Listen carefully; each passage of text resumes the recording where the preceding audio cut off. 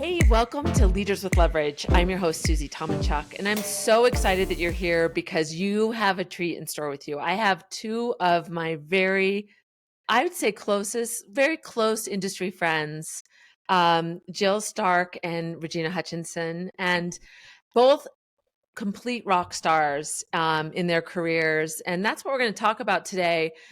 Just to give you a little bit about them, Regina had a long career in telecom, worked for Comcast and CenturyLink. She was a division vice president of learning development, went on to become the chief talent and learning officer for Catholic Health Initiatives, and then has stayed in the industry and has done some consulting as well. What would you add to that, Regina? What did I miss?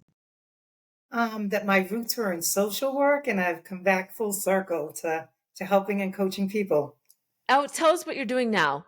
Yeah, so I recently retired almost 3 years ago, and now I'm spending my time doing a lot of volunteer work, but I do some consulting on the side and executive coaching with the real focus on helping people through change that's going on, Oh, accelerated change. gosh, you are so well needed in these times for sure.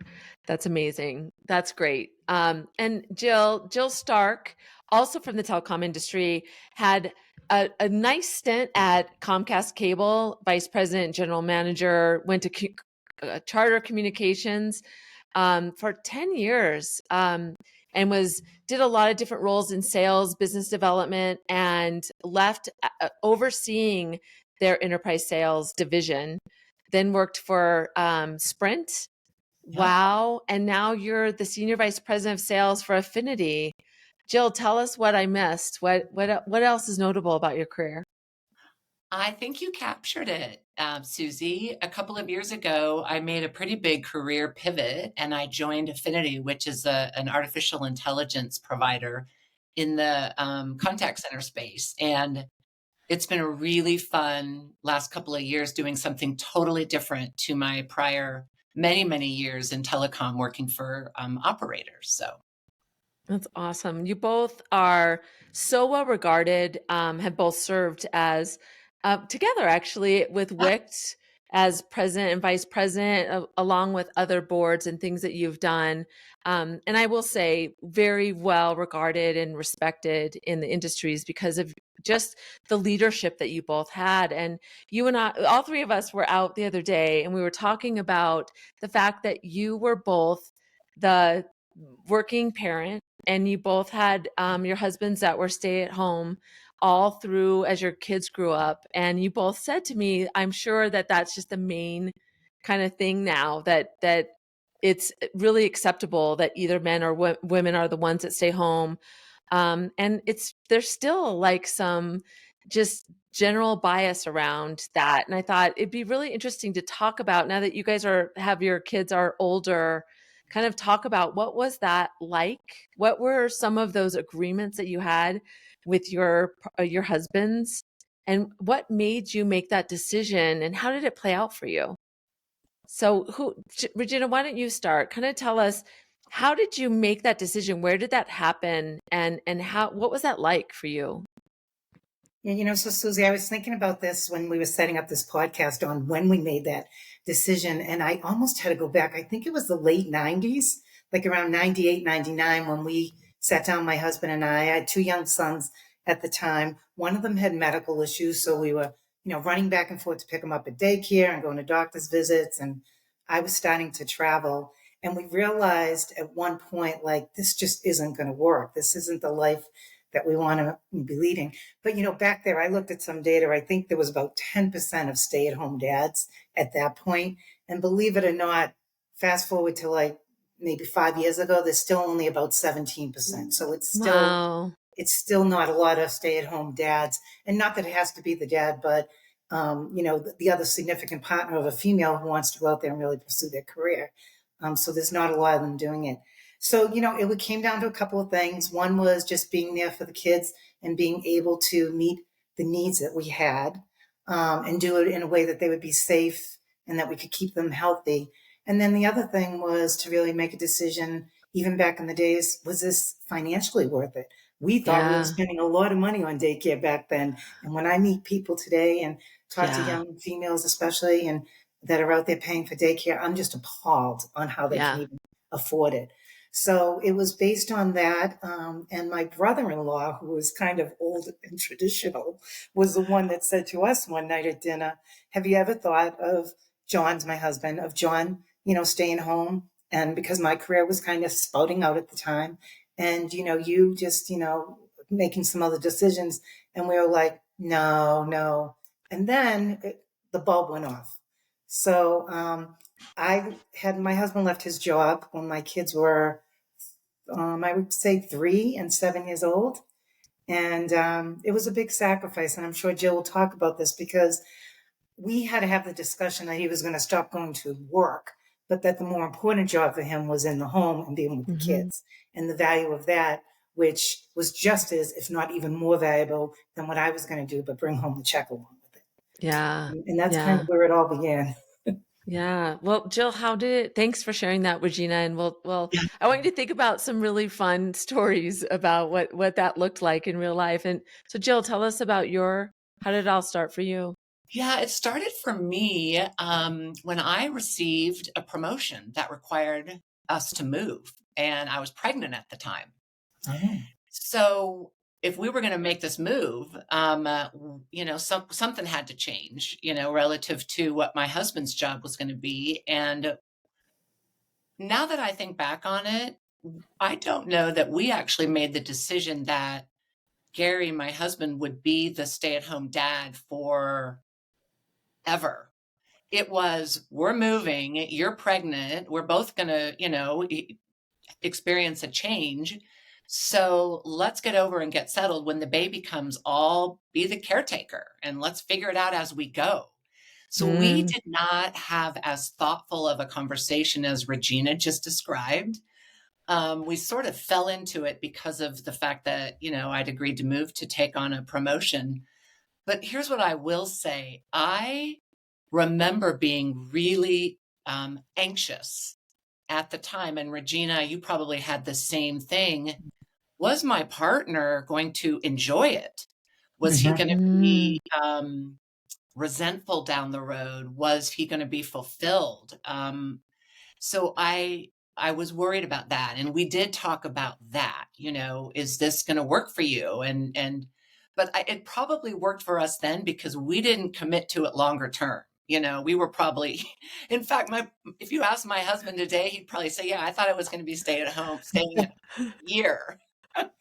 And 15 years later, he's still doing it. I do know, though, that not for a minute did I ever lose sight of how lucky I was, how fortunate I was that, first of all, we had that option. Financially, we had that option. And certainly there were major sacrifices we made to go from two incomes to one.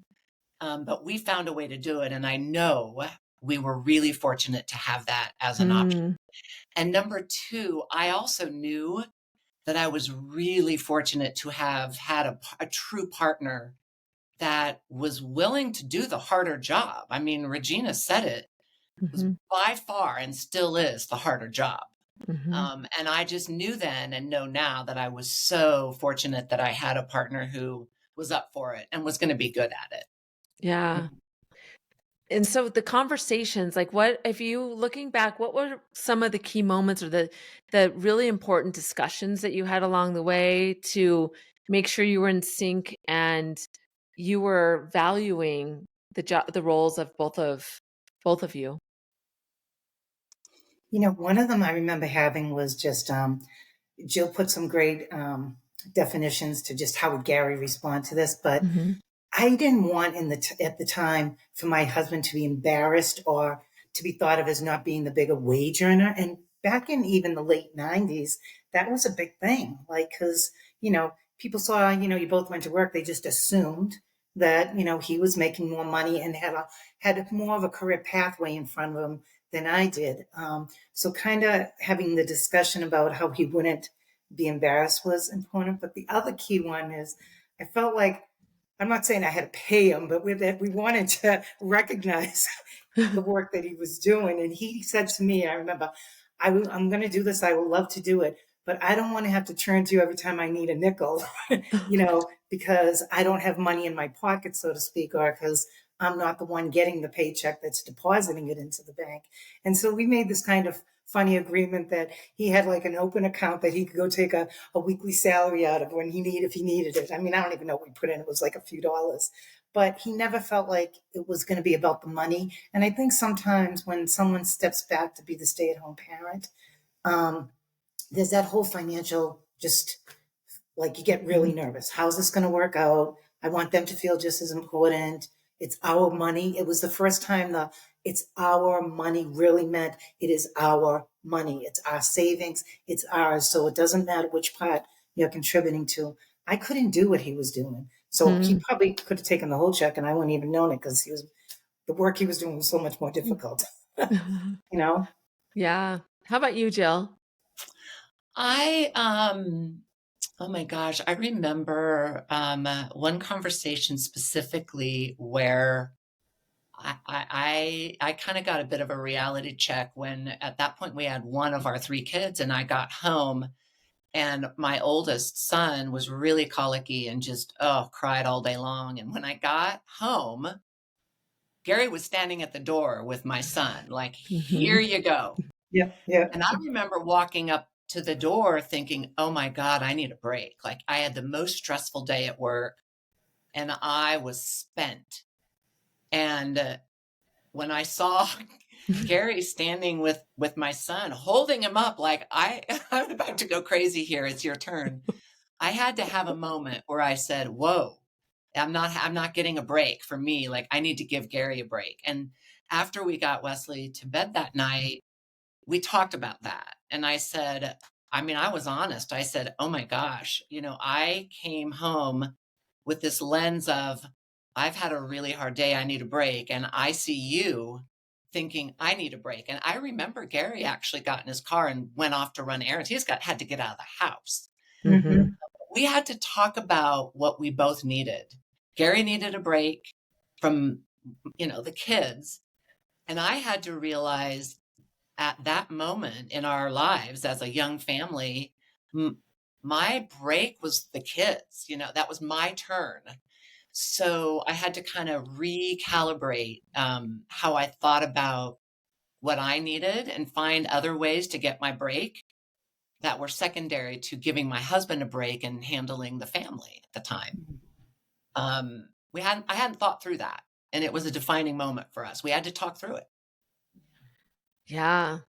And like, how do you think I'm very sympathetic to how you had to handle that when you got home. I'm also like thinking about what was it like to be the breadwinner in the executive office when you are probably the anomaly on that side? How did that feel on that side? And what do you do different now that you've had that life experience?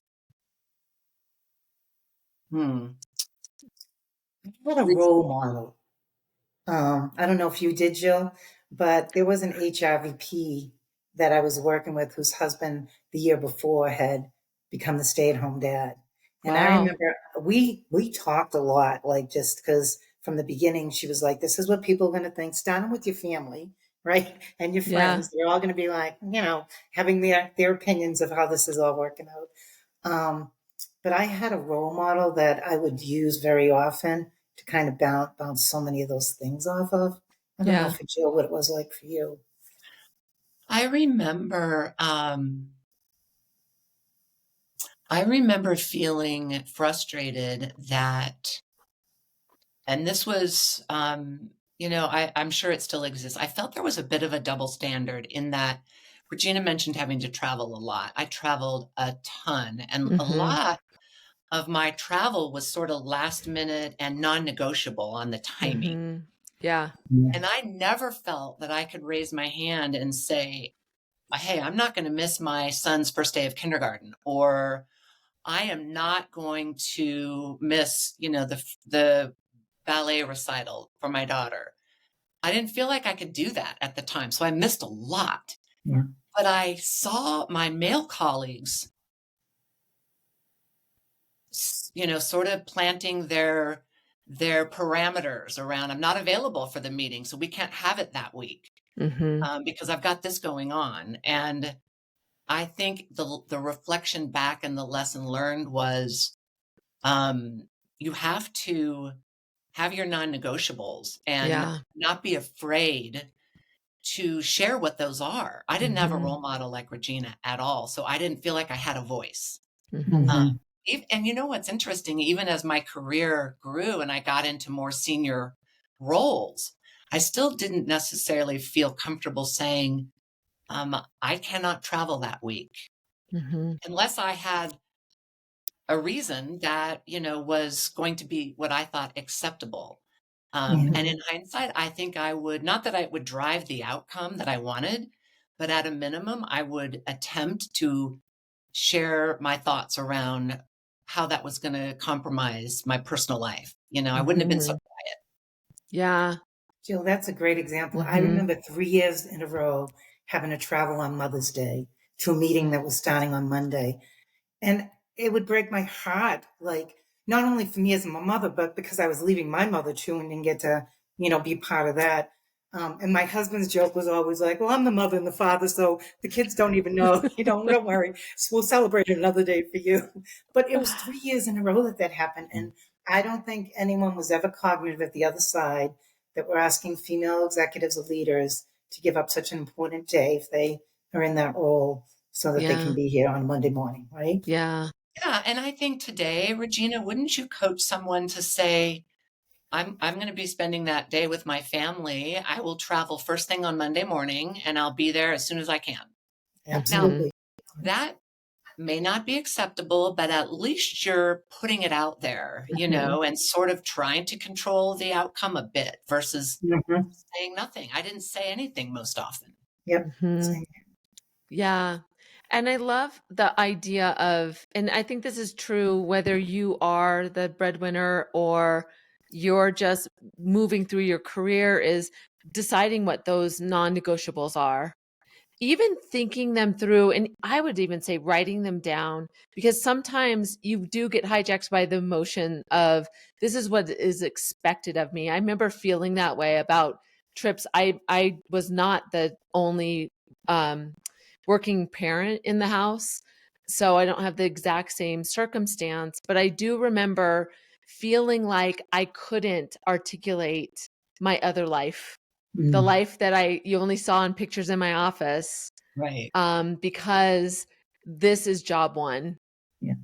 And I wonder if that's, I know it's changed a bit with COVID because we kind of all see each other a lot more in our lives. But I wonder if that's still, I mean, I wonder how much of those boundaries people, and especially women, really give up because they haven't really thought about defining those non-negotiables. What do you guys think? Mm. It seems to me that times have changed, and maybe it is due in part to COVID, and maybe it's just these younger generations being so much more clear on the balance they do want in their Yeah. life. Mm-hmm. They seem more confident, which I think is fantastic because Mhm. we all know you're never going to get what you don't ask for and what you don't Mm-hmm. advocate for. So I hope the younger generation, male or female, parent or not, are more confident speaking up for what's really important to them, Mm-hmm. because I guess in hindsight, that's a regret I have, not being more confident, stating my point of view. I don't know, It is. Regina, what do you think? No, I like the way you said that, and I would agree with that. I think that we have made some leaps and bounds because this generation Mm-hmm. is a little more. Um, I think they're a little more decisive in saying what they want and what they don't want, Right. and Mm-hmm. they'll ask. I think a lot more than I would. I think the other thing that has changed is the social stigma of being the mother that went to work. Back 20 years ago, 25 years ago, when I was trying to do it, was pretty out there. Like, it was, people like looked at you like, why wouldn't you want to just stay at home and be the mother, even if you're going to make more money, right? Mm-hmm. I think that's gone away too. I think there's a lot of females, they know what they want, they're driving their careers, and that stigma of females being able to be out there and really drive a career has changed, which is really enlightening to see. Yeah. Yeah. Wouldn't you say? I remember hearing a woman who worked for an advertising agency, and she was in a senior position. So she really felt like she had the confidence to set those boundaries. And she said that she wouldn't try to sneak out at 3 and not let people see her, but she would march down the hallway and let people see. So that confidence, because as senior leaders, to also practice what you preach and show others and giving them though that confidence. I think it's the obligation of people in senior positions. Yeah. What do you think of that, Jill? Oh gosh, I could not agree with you more, Susie. It absolutely sends a message of the kind of culture that you are going to support. If you are the senior leader and you are being very clear on what your priorities are. I mean, we all have lives outside of work, and it's one thing to say, "Oh, take the time that you need to do what you need to do," but if no one around you is doing it, Yeah.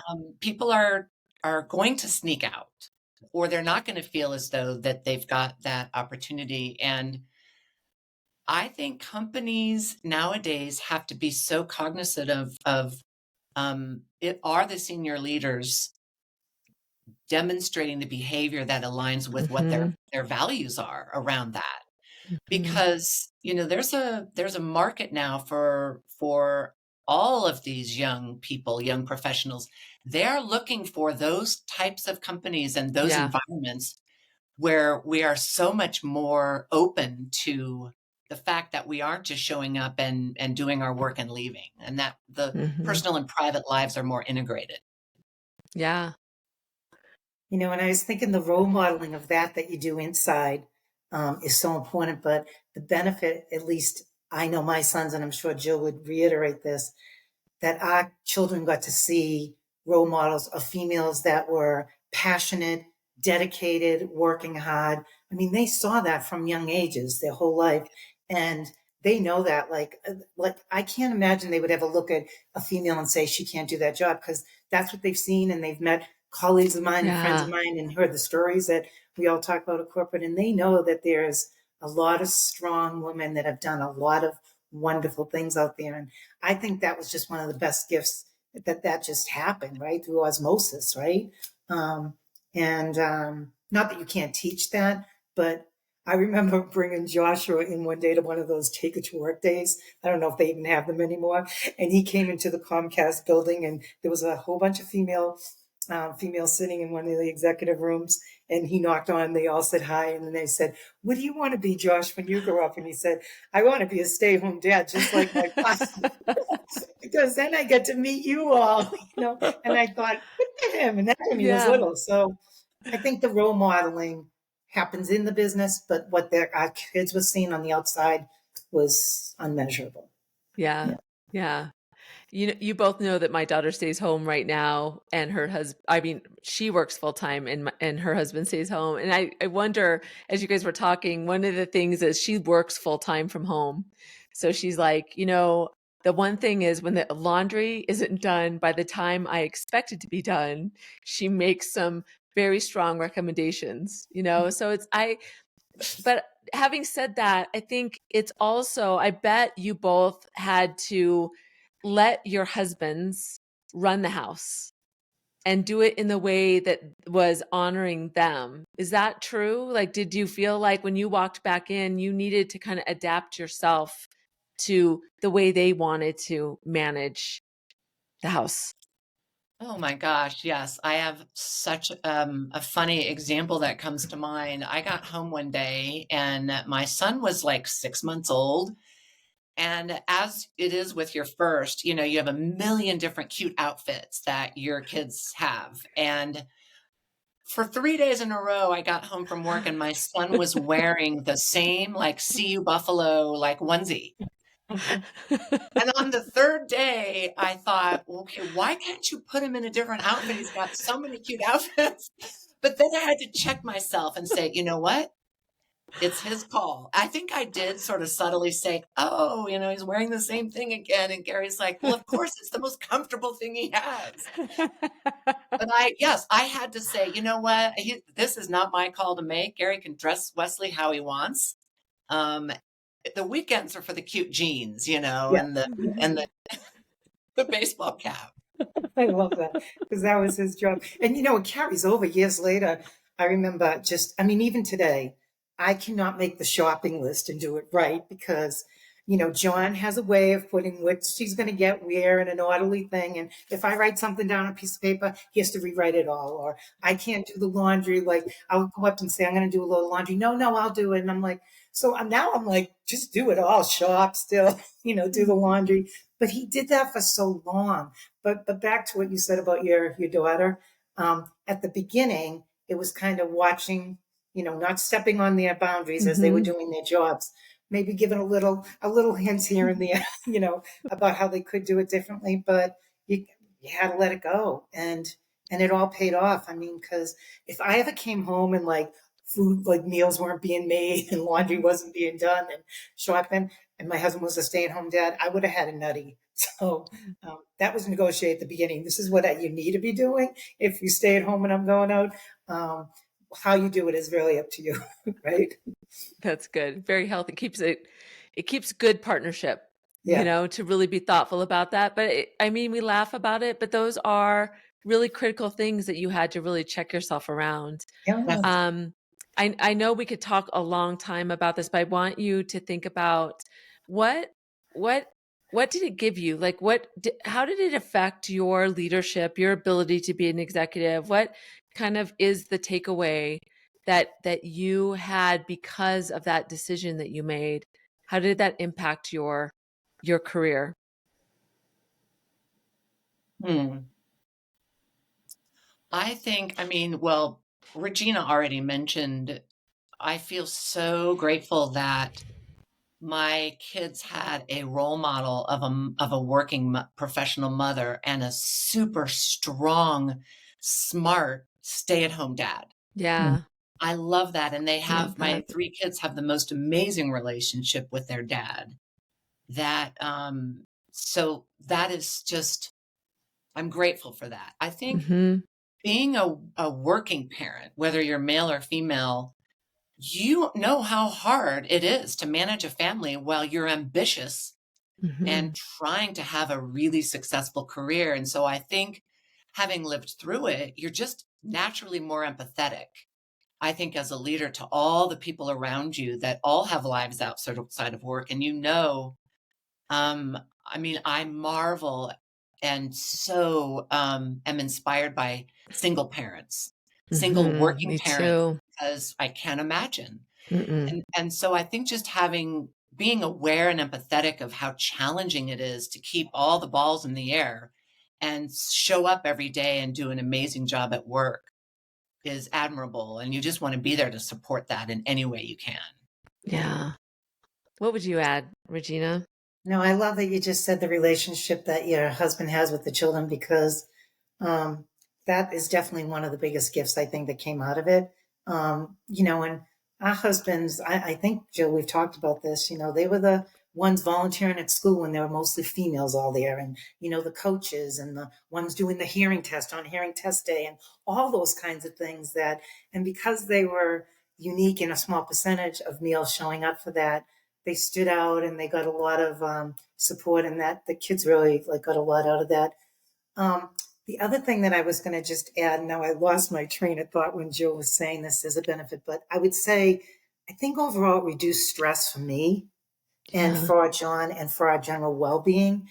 Because I think if we were both running in, and I know at the beginning of our careers, and getting the calls from daycare, you got to come pick him up. Yeah. He's having an asthma attack, or this is happening, and knowing who someone couldn't work the next day because of this, that stress would have eventually just kept Mhm. adding up and piling up to the point that our longer term goals of what we wanted to do, how we wanted to retire, I think we would have had to sacrifice a lot of that. So I do think it reduces stress and help the overall well-being, at least of all of us in some ways. Yeah. Good point. Yeah. Yeah. I can say from the other side, I mean, I remember just many times feeling like I didn't have control of I didn't have the thread. I didn't have the thread to everything that was going on with all my kids, because it did feel like we were coming in and out and trying to hand off. And Mhm. so I love that idea that that partnership, like I'm really envious thinking back on what a gift you guys, what a great combo partnership that you both were able to really enjoy and Mhm. take most advantage of. What advice, any advice before we go that you give to people when they are facing this decision? Like, what are Jill, you kind of said you fell into it. Regina said it, it kind of just morphs. But what advice would you give to somebody that's listening, that's maybe thinking about this? Oh my gosh. I think I think that whoever is going to stay at home, if that's an option for you, you should be really clear that that's going to be a good fit for the family, for that individual, for your relationship, because there are a lot of people that might not be their best selves in that role, Yeah. and that they could actually be a better parent if they're fulfilled in their career. And so I think it's just probably approaching it the way Regina did and have a really thoughtful conversation about, okay, is this a good fit for you individually, for us as a couple, and for us as a family? And then financially, and how should it work? And how long should it last? And really just approach it in a super pragmatic way. Like Regina did. I got really lucky. It just worked out. Um, I think you have a better likelihood of success probably if you're really thoughtful about it. You Love know, that. a Yeah, couple Regina, what do you add? a couple of things that come to mind, Jill, though, that add on to what you just said is one thing is I think when you make the decision or if you sit down and have it, you got to go into it knowing it doesn't have to last like that forever. If it doesn't work out, you can go back. People go back to work all the time. They may go back into a Right. different career or back in, but it's not a like black and white, that's it, and it can never change. So I think that's important. I think also my advice would be it's not all rainbows and what do they say, rainbows and colors. You know, Unicorns, yeah. I mean, there are things that we left behind. I missed some key things of my kids. I'm sure Jill did. Yeah. I even as I get older, some days, I wouldn't say I'd use the word jealous, but I watch the relationships or discussions sometimes between my sons and my husband, and I almost feel like, are they a little closer than I am to them? Yeah. Because they just had this different, unique bonding for years that while I was away at work. So I think that you just have to be aware and go into it. And then the last thing is you have to recognize your partner in some way. If they need social connectedness so that they're not just stuck at home Yeah. thinking that they left the work. Because I got so much out of going to work and just talking and seeing people. They have to find, opportunities of how they'll get that, whether it be through volunteering or joining, but you have to do all those kinds of things and find some little they need their little bonus structure too, so to speak. Yeah. So build that into the plan. I Gosh, love it. Regina, such a good point. All those are really good points. There is, you do miss out on some stuff. I remember on a Bring Your Child to Work day, my daughter was asked to draw a picture of your parent and then introduce them. And when she held up her picture, it was me with a suitcase. Hmm. Oh, And I mean, that was really hard to see. And so there are moments where you do realize you're missing out, but you're just getting through it and you make the most of it and don't dwell on that, because if you were to ask my kids now, Hmm. they don't remember when I wasn't there, but they Yeah. always remember when I was yeah, there. yeah, And Yeah. so remind yourself, show yourself some grace. that's Yeah. great. I think Great. that's such great advice. Oh, you guys, I'm just so grateful to call you both friends. I'm so respectful of you as executives and as such great partners to your husbands. So thank you Oh, for of sharing that part of you. course. Great. Well, Thank you thanks for for doing teeing this, up the Susie. And I hope it Yeah. conversation, does benefit Susie. others that are, yeah, having these discussions. Yes, and if you want to ask any questions, I didn't ask for their permission, but Jill Stark and Regina Hutchinson are both on LinkedIn. Shoot them a note. Yep. I'm sure that they would love to hear from you. So feel free to follow them and reach out to them. I hope you guys don't mind that I put that out there. No, not at all. Not at all. And if you want to hear more, I can convince them to come back. It might take some wine or something to coax them back. But if you have any additional questions or things that I can bring them back, please reach out to me.